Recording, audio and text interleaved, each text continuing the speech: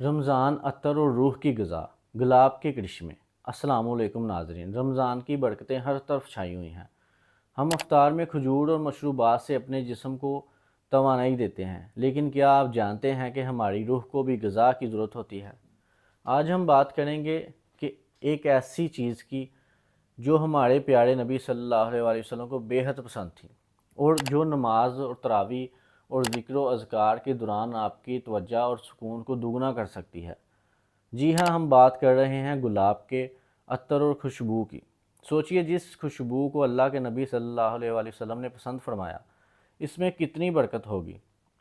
خاص طور پر تراویح کے لیے جاتے وقت عطر لگانا نہ صرف سنت ہے، بلکہ یہ آپ کے ارد گرد کے ماحول کو بھی معطر کر دیتا ہے۔ صرف خوشبو ہی نہیں، ماہرین نباتات اور ایروما تھراپی کے ماہرین کا کہنا ہے کہ گلاب کا جوہر یا عطر انسانی صحت کے لیے کمالات رکھتا ہے۔ ذہنی سکون، یہ اعصاب کو پرسکون کرتا ہے، خاص طور پر روزے کی وجہ سے ہونے والی تھکن میں۔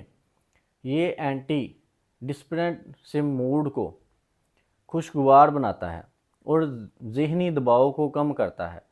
اس کی مہک آپ کے نظام ہضم پر مثبت اثر ڈالتی ہے۔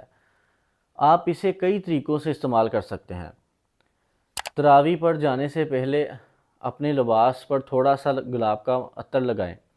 تھکن مٹانے کے لیے نہانے کے پانی میں چند قطرے عرق گلاب شامل کریں، یا پھر اپنے گھر میں جو ہوتا ہے برنر میں گلاب کی خوشبو جلائیں تاکہ پورا گھر روحانیت سے مہک اٹھے۔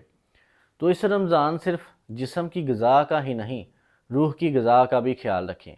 گلاب کی اس الہی خوشبو کو اپنی زندگی کا حصہ بنائیں اور اپنی دعاؤں میں ہمیں بھی یاد رکھیں۔ اگر آپ کو یہ ویڈیو پسند آئی ہے تو اسے لائک کریں اور اپنے پیاروں کے ساتھ شیئر کریں۔